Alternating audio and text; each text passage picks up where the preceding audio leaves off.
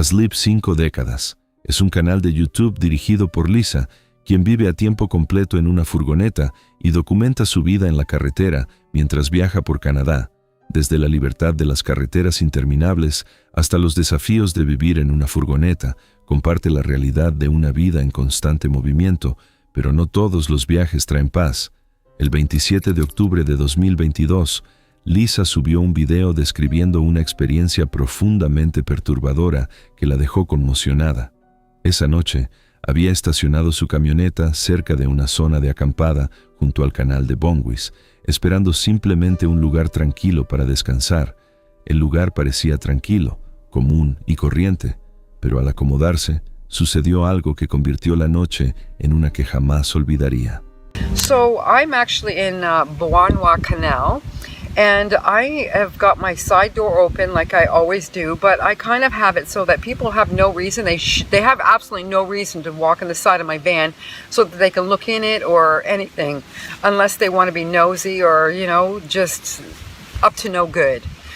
And so that's exactly what this one guy did. I'm in there starting to prepare my dinner, and he pokes his head right in my van, like comes right in my van, the side door, and he's like, "Vous avez un petit ami?" And I was startled, and I jumped back. He goes, "Un chum?" And I'm like, I don't speak French. Like, vous avez un petit ami? He asked me if I had a boyfriend. Do you have a boyfriend? Un chum is just another way of asking a boyfriend. You know, I don't speak French. And so he gets out his phone and he's trying to look for a translator, like a Google Translator or something, you know, so he can communicate with each other.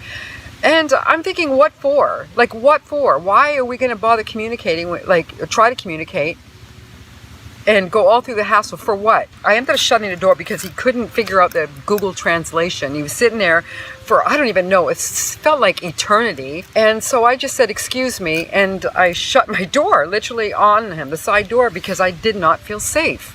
Like, he was just something about him that was really sketchy, shady, and I was just not feeling it. And so I'm not going to ignore my intuition this time. And so, excuse me, shut the door. El encuentro comenzó cuando un desconocido se acercó a su furgoneta y abrió inmediatamente la puerta lateral sin dudarlo. Eso hizo sonar las alarmas. Entró en su espacio sin permiso, cruzando una línea como si no significara nada, y comenzó a hacer preguntas personales. Su presencia le resultaba profundamente inquietante. Su insistencia, su negativa a marcharse, la energía perturbadora que emanaba, todo la incomodaba. Cuando finalmente le cerró la puerta, él no se fue, permaneció allí, de pie junto a su furgoneta. Fue entonces cuando el miedo se apoderó de ella y se dio cuenta de que su seguridad corría peligro. So he goes in front of the van and I see him, you know, forever still trying to figure out this or this translation, or trying to figure out a way to communicate with me. He's just at the front of my van, and so I kind of like shut the curtains so that he can't see in, you know, and just, you would think he would take the hint. Oh no. So after, I think it was maybe half an hour, it had to be at least that long, trying to figure out how to communicate with me. Well, he gets in his car, and because I had shut my curtains, well, he's trying to get my attention to come out, I suppose. So for a good hour, he drove his car and kept on parking it differently in front of my van, beside my van, but he kept on moving it, like, and I was just creeped right out. I just thought this guy would take the hint and go away, but this went on for way too long. And so it was starting to get dark, and I was sitting there going, oh my God, what do I do?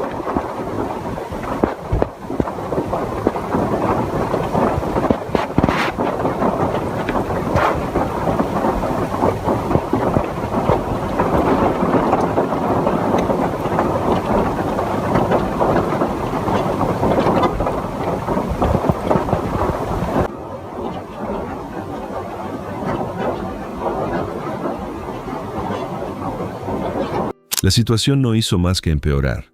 Su comportamiento se volvió más oscuro e inquietante con cada minuto que pasaba. Empezó a aparcar su coche en diferentes ángulos cerca de su furgoneta, cambiándolo de posición una y otra vez como si intentara bloquearle el paso. Salía del coche, se quedaba allí parado bajo la lluvia y miraba fijamente a Lisa durante largos e incómodos ratos, antes de volver a subirse, solo para repetir la misma escena. Esto duró casi 1 hora, y cuanto más se prolongaba, más inquietante se volvía. Sentía que se acercaba poco a poco a ella, poniendo a prueba los límites, observándola, esperando. Su comportamiento no tenía sentido. ¿Por qué alguien se quedaría tanto tiempo afuera bajo la lluvia, observando fijamente a una mujer sola en una camioneta? He just moved even closer so that I can't move out, so that I can't go forward.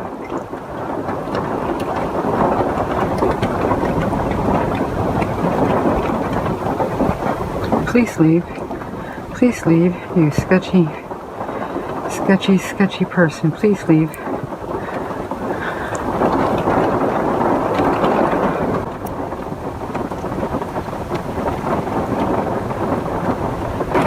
This guy is really starting to freak me out.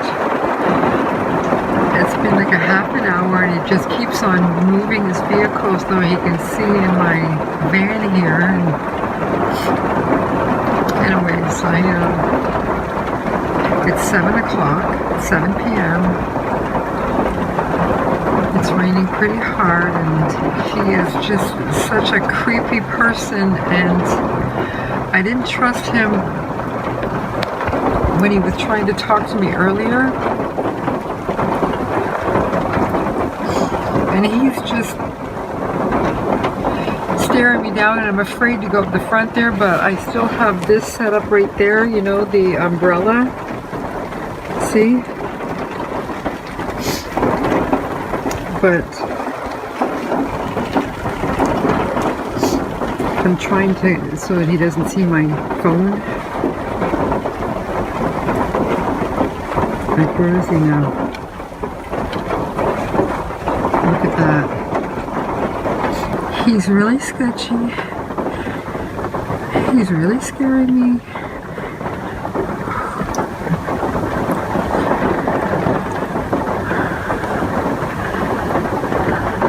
But the good thing is,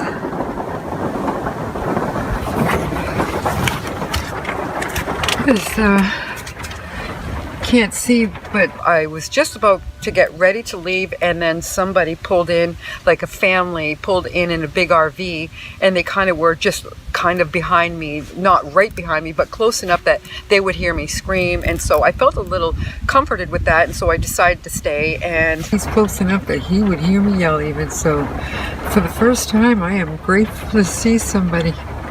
Oh. Anyways, this guy did leave, and then he did come back about 3 hours later when it was pitch black.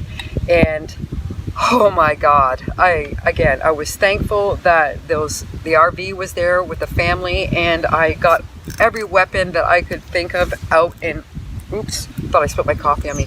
I got every weapon to protect myself out and available, so in case he decided to do something stupid. But nonetheless, that was creepy. Puso su coche justo delante de su furgoneta, bloqueando su única salida. No por accidente, sino deliberadamente, y luego lo hizo de nuevo, cambiando de posición, acercándose poco a poco, rodeando su furgoneta como un depredador probando una jaula. El ambiente pasó de incómodo a abiertamente amenazante.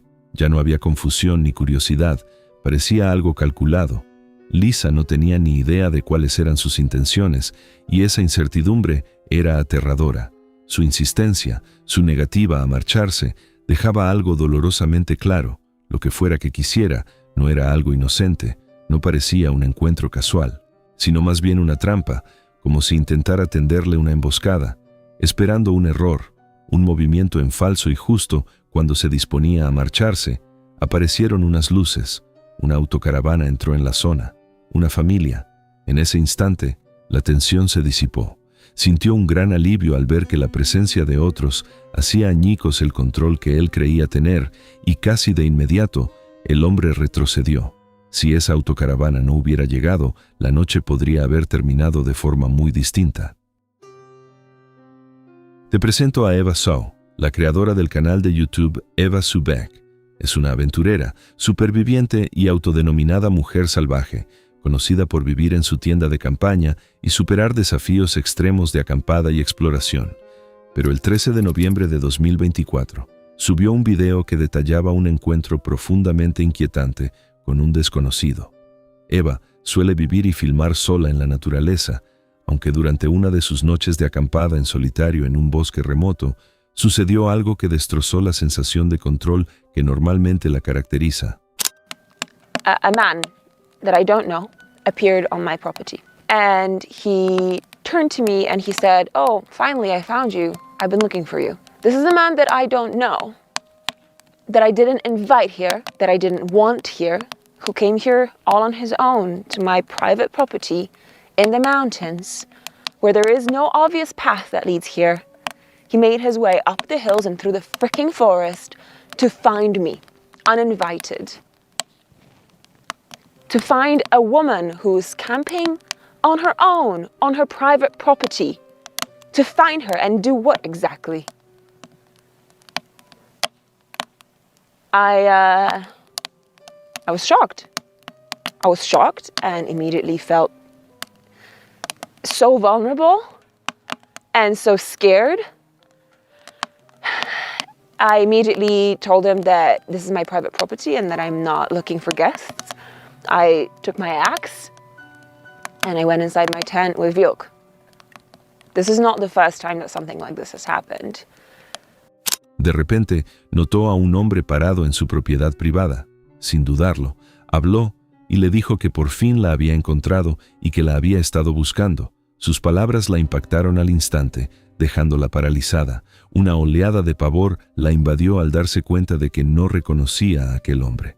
Sin embargo, él sabía perfectamente quién era y había venido allí a propósito. Tan solo darse cuenta de eso la inquietó profundamente. Ella le ordenó de inmediato que se marchara. Su instinto le decía que algo andaba mal. El hombre se detuvo un instante, moviéndose lentamente por la zona antes de dirigirse hacia la salida. Incluso después de que desapareciera de su vista, Eva no pudo librarse del miedo, insegura de si realmente se había ido o si seguía cerca, observando y esperando. It's a really terrifying experience when men that you don't know seek you out and you don't know what their intentions are. Drive over to your friends, just park for the night or somewhere else, go back in the morning to clean up stuff. Yeah, that's probably wise. It's especially earlier than later. It's not fun. It's fucking convenient as fuck. But like if we're just trying to play risk management with a situation where you have a bunch of unknowns, you don't know who this guy is. Yeah. He says he's visiting. It could be another weirdo that's coming to look for stuff. So like we just don't know. Yeah. Comes up with beers. Yeah. So he starts drinking and thinks, I'll go back. Yeah, that's true. I don't really know what to do, but my friend's telling me to go down to the car and spend the night in the car. Vilk is looking pretty alert. Normally he's already sleeping at this point. And I kind of don't want to leave the tent here, but I also don't think I'd be able to fall asleep here tonight, honestly. Because I don't know. People drink, people get stupid ideas in their heads. It's so dark, I don't want to go through the forest in the dark.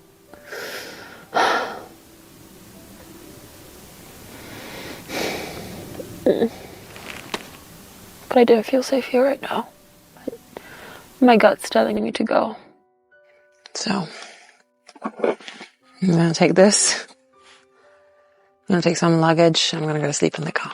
But the craziest thing about all this is that I know for a fact that there are wolves in these forests right now, as we speak.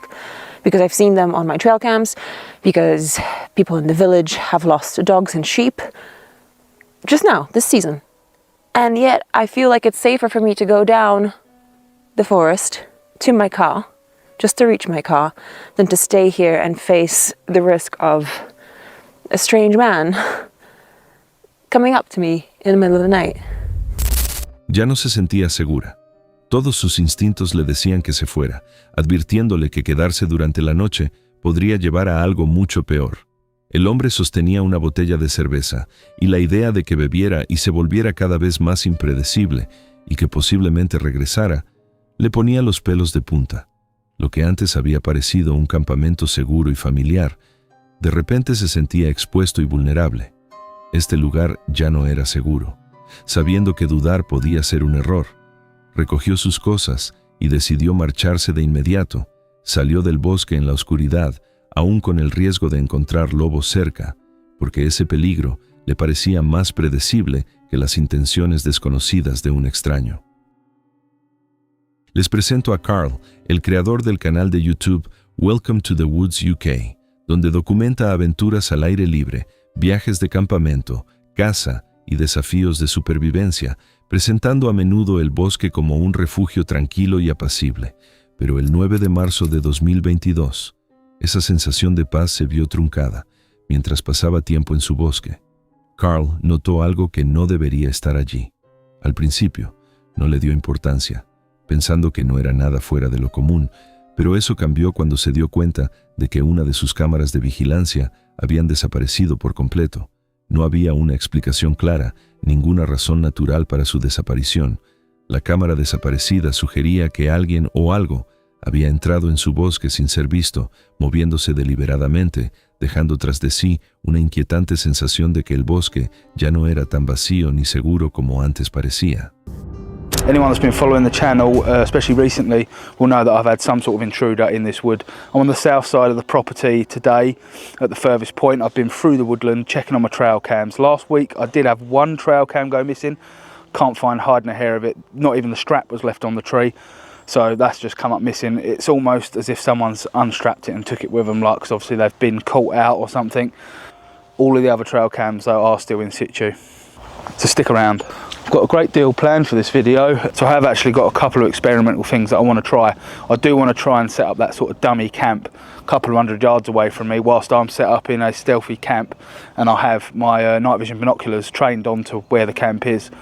Just put a little cob light or something inside and see if anyone does pass by, because that last camp that I did have was pretty chilling.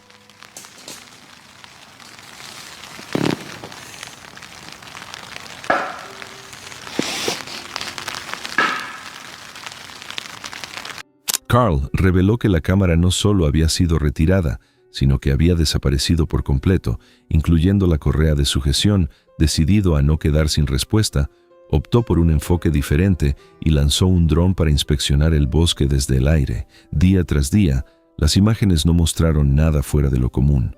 Los árboles permanecían inmóviles, el suelo parecía intacto, pero la sensación de ser observado persistía, y casi 2 semanas después de iniciada la búsqueda, el dron grabó algo que transformó instantáneamente su inquietud en pavor. So for the last 2.5 weeks I have been using my drone for aerial surveillance on this. Might sound funny, but it can actually cover a big area and it can see a lot wider vision than what I can be in the woods on the floor. So I've been using that. 2.5 weeks in, I did catch something that did catch my attention.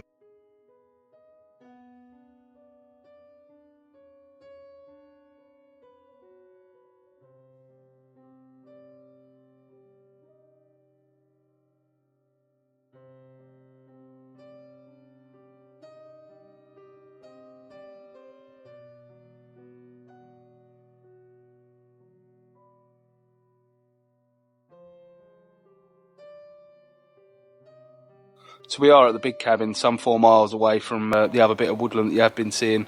It's quite nice to get away from that bit of woodland, to be honest with you. The last few weeks just staring at trail cam footage, drone footage, and the bits of footage that I did get at night time of whatever it is or whoever it is that is creeping about at night in there. So the drone footage was concerning in the fact that there shouldn't have been anyone else in the woodland, and you can quite clearly see some sort of figure of a person walking from one side of the clearing to the other. They don't seem to have any recognition that the drone's there. Although the drone was going quite fast, I obviously slowed it down just so you could see the detail. I'm going to spend the last weekend here before the spring comes. I want to take the stovepipe and the log burner out and give it a good clean once I'm finished in here this weekend. Cuando Carl revisó las imágenes del dron, notó una figura solitaria que se deslizaba entre los árboles. La figura parecía estar cubierta con un material oscuro y enmarañado, casi como cabello grueso o un traje de camuflaje tosco, mimetizándose inquietantemente con el bosque. Sus movimientos eran erróneos, deliberados y seguros, como si conociera cada rincón del bosque. Caminaba erguido, con una inquietante mezcla de postura humana y algo mucho más animal. Una fría inquietud se apoderó de Carl mientras veía las imágenes una y otra vez.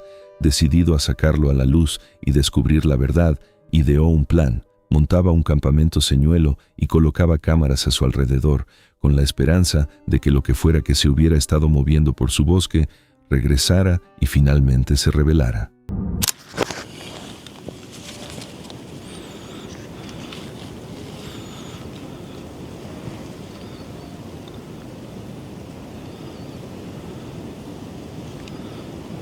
Don't know if you can see it, but just against that tree that's out there in the opening, that is the decoy camp. I'll show you exactly where we are with an arrow.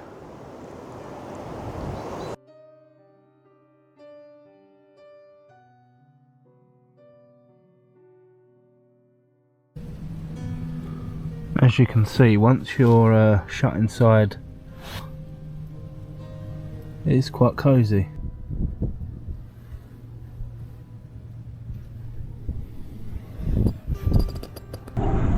This is just a test on the decoy,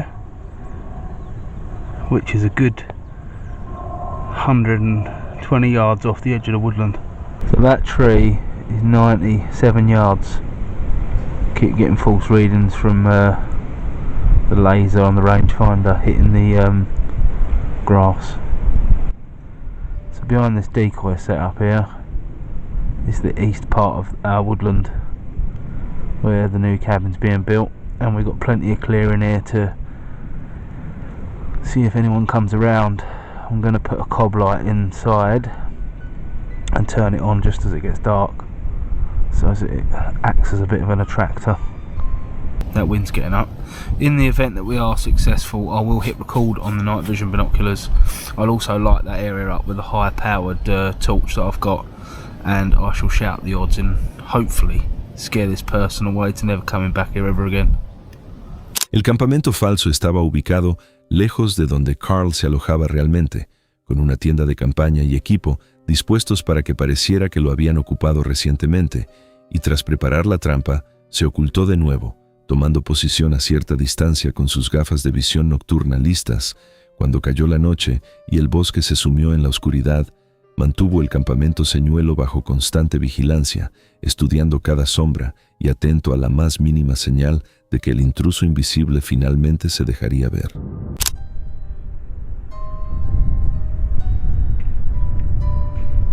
If that was a stick that's fallen out of that tree or something was thrown.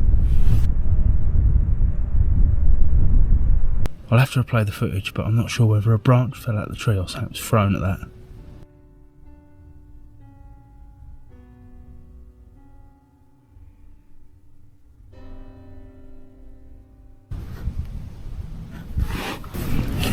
I'm going to keep this light as low as I can, but it sounds like a woman shouting or screaming. Jesus. Jesus. The hell is that? What the hell is that? Switch over to night vision 1 second.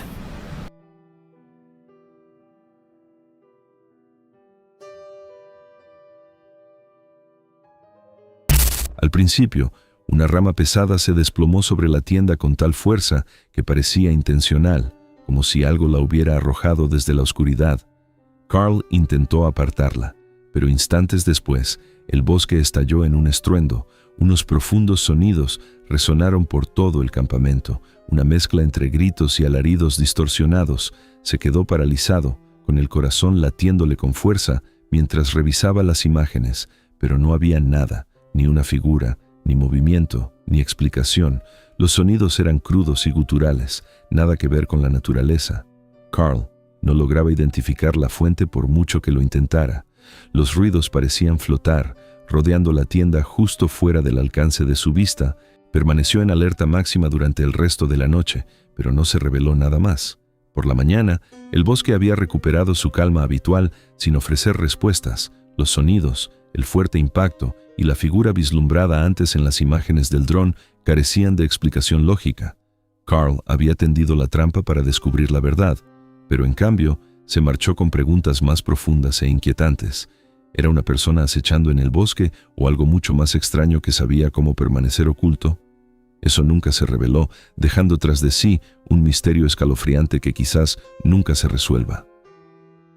Paul dirige el canal de YouTube Paul in a Pack, donde documenta sus aventuras al aire libre practicando senderismo, excursionismo y acampada, capturando desde la quietud de los bosques profundos hasta la serena belleza de la naturaleza salvaje. Su contenido suele ser tranquilo y reflexivo, centrado en la paz que se experimenta al estar solo en la naturaleza. Pero el 2 de agosto de 2025, esa sensación de paz se hizo añicos.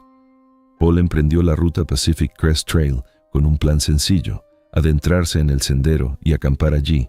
A medida que se adentraba en la naturaleza salvaje, algo inesperado lo detuvo en seco. Lo que encontró en el sendero no solo fue inquietante, fue algo que cambió instantáneamente el tono de su viaje y le hizo darse cuenta de que esta caminata no iba a desarrollarse como lo había imaginado. So I've just come from this direction, walking down this trail here, and to the side of me is this big volcanic feature. I'm going to guess it's either a sill or a dike. I can't remember the difference between them. But just through here on some of the rocks, there seems to be a big pile of, it kind of looks like trash, but it also looks like it could be a sleeping bag. And I can't see anyone there. It's just a little bit strange, so I'm just going to have a wander in and make sure that there's nothing nasty going on.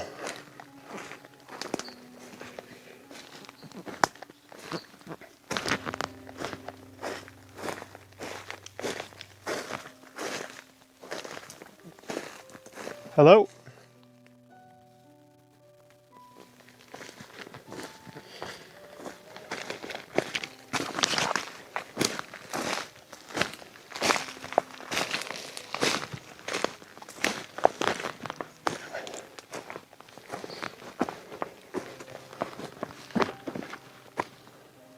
Oh my goodness me.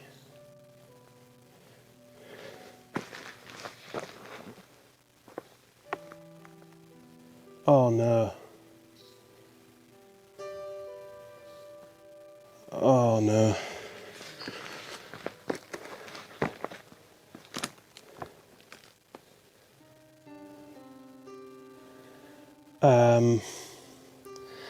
I'm not sure if I've just found a body or not.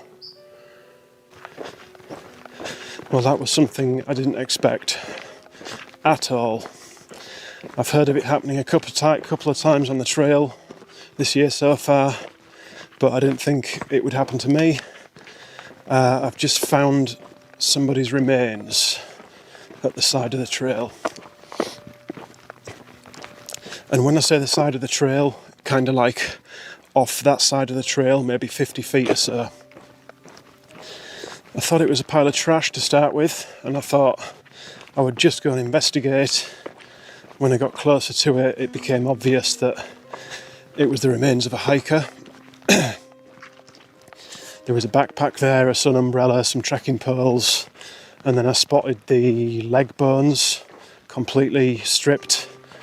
The tent was there, you know, all the sort of stuff you would associate with a through hiker or a long section hiker. And then when I turned around to leave the scene to get back to the trail to figure out what to do, that's when I spotted the skull, and that just obviously confirmed everything. There was a couple behind me, Adam and Jennifer, thank goodness. They helped me out, and Adam called 911. He had a little bit of service, and there's some deputies coming out to meet us. Just the thing, we're kind of in the middle of a section that's difficult, a little bit more difficult to get to roads-wise. So it's going to be about 3 miles to the road where the deputies are coming in from, I believe. Adam's marked the site with some TP, toilet paper, and some sticks. And as I say, we didn't disturb anything. We just kind of looked from a distance. But it's an awful, awful thing, obviously. But hopefully that will bring some closure to the family. That's the only thing that's kind of a good thing that's come out of it. But yeah, sorry, I don't really know what to say, guys. It's obviously not something that's happened to me before, and I don't think my brain kind of knows how to compute it. Paul notó algo fuera de lugar en el suelo del bosque. Al principio, no lo registró, solo formas y colores que no pertenecían, pero al acercarse, la realidad se impuso. Lo que veía eran los restos de otro excursionista, alguien que había desaparecido en ese mismo sendero. La escena era profundamente perturbadora. Una tienda de campaña yacía derruida, el equipo esparcido como si hubiera sido abandonado a toda prisa y cerca. El cuerpo sin vida del excursionista descansaba entre los árboles, en el video original. Gran parte de estas imágenes están fuertemente censuradas y los detalles se ocultan debido a lo gráfico y delicado del hallazgo. Conmocionado, Paul buscó ayuda de inmediato en una pareja cercana y juntos contactaron a los servicios de emergencia. Posteriormente, las autoridades recuperaron el cuerpo, lo que finalmente brindó consuelo a la familia del excursionista, y si bien fue un alivio saber que la persona desaparecida había sido encontrada, el peso del hallazgo de Paul no se desvaneció fácilmente. Este inquietante encuentro proviene de Sara, la creadora del canal Wandering Gypsy. Su contenido narra su vida en la carretera, viaja por Estados Unidos en su jeep, documentando exploraciones al aire libre en la tranquila libertad que ofrece la vida en carretera, a través de carreteras desiertas y paisajes abiertos. Busca soledad, naturaleza y una sensación de paz lejos del bullicio de la vida cotidiana. Pero el 15 de diciembre de 2024, Sara emprendió una excursión de acampada nocturna en solitario por los remotos desiertos de Utah. El desierto de Utah la recibió con una quietud inquietante, vasta y vacía, que le ofrecía una falsa sensación de paz, donde el silencio parecía casi demasiado perfecto. Pero lo que comenzó como una simple excursión nocturna de acampada se convirtió poco a poco en una experiencia inquietante, una que destrozaría su sensación de seguridad. Well, another awesome free campsite out here in beautiful southern Utah. And I'm gonna walk around and go check the area out.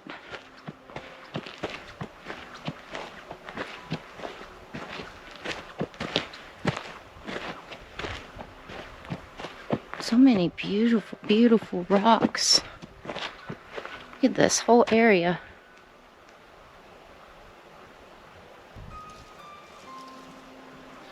So peaceful, and there's nobody around. And this is BLM land, which is Bureau of Land Management.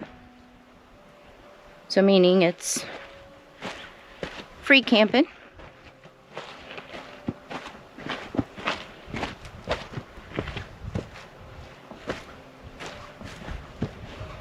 I like to walk around when I get to my place that I'm setting up camp at and just scope the area out.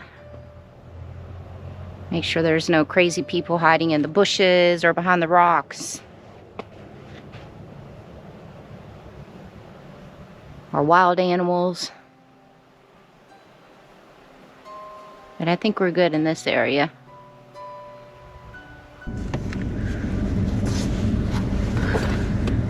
And this is my tiny home. I'll turn this heater down a little bit. I got the heater going right now because it's cold outside and I need to warm up the inside.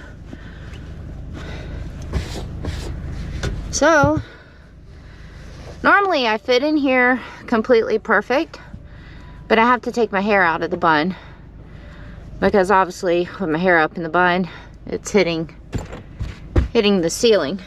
But yeah, so this is a little home and Primero recorrió el perímetro, escudriñando el desierto abierto para asegurarse de que estaba realmente sola al no ver a nadie cerca. Finalmente se relajó y regresó a su jeep, tomándose un momento para preparar un café. Sentada junto al vehículo, envuelta en el silencio del desierto, todo se sentía tranquilo y sin incidentes. Esa sensación de paz duró solo unos segundos antes de que algo inesperado rompiera la quietud y lo cambiara todo.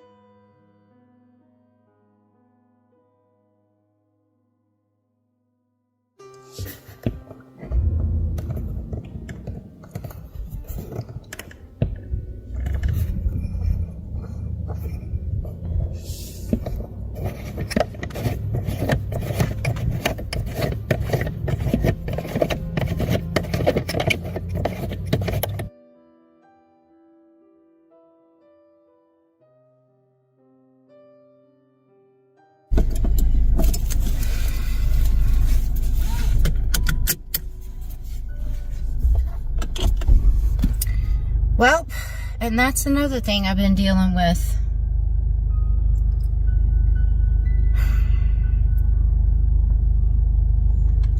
We all know I've been dealing with a stalker situation lately. I know what he drives. I know what he looks like. I kind of know where he is at all times because, well, he posts his videos of where he's at.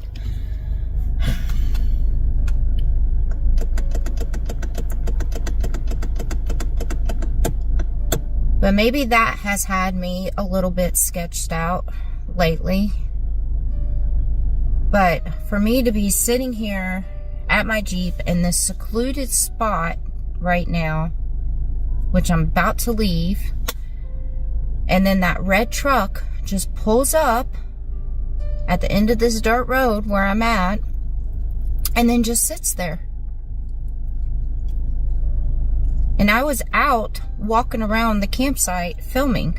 When I saw the truck, I thought he was going to turn around or something, but no, he just sits there. So I took my phone and I put it up on my dashboard and I just started recording just in case. So then I also come and stand by my Jeep because we all know I have protection, so. And the truck just continues to sit there. And then when he pulls off, you guys can probably see it in the video, his window is rolled down and he's staring right at me when he pulls off.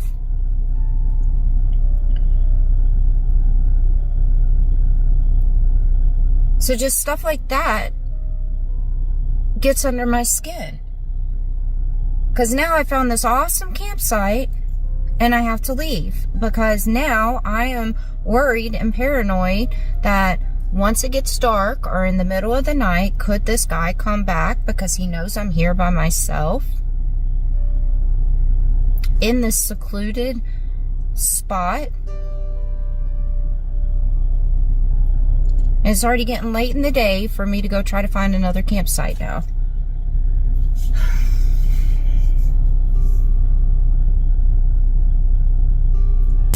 Estaba sentada allí, disfrutando del silencio, cuando un camión rojo apareció al final del camino de tierra, se detuvo y permaneció allí lo suficientemente lejos como para sentirse distante, pero lo suficientemente cerca como para notarlo. Al principio, no le dio importancia, hasta que el minuto se hizo eterno. El conductor comenzó a maniobrar el camión, avanzando ligeramente, deteniéndose y volviendo a arrancar, repitiendo el mismo movimiento sin moverse nunca. Pasaron casi 7 minutos antes de que Sara se diera cuenta de que el hombre que estaba dentro no solo estaba estacionado allí, la miraba fijamente. Al darse cuenta, una oleada de pavor la invadió. ¿Por qué estaba allí? ¿Y por qué no se había marchado? Inquieta, se refugió en su jeep y comenzó a grabar, pero aún así, el hombre no se fue. Permaneció al borde de la carretera, cambiando de posición una y otra vez, como poniendo a prueba su paciencia u observando su reacción. Entonces notó algo que le revolvió el estómago. Llevaba una máscara puesta todo el tiempo. Allí, en medio de la nada, todo aquello le pareció profundamente extraño. Nunca la saludó, nunca habló, nunca reconoció su presencia, simplemente la observaba. Esa incertidumbre bastó para convencerla de que no podía quedarse. Sara recogió sus cosas y se marchó de la zona, prefiriendo la distancia a la duda y la seguridad a la curiosidad.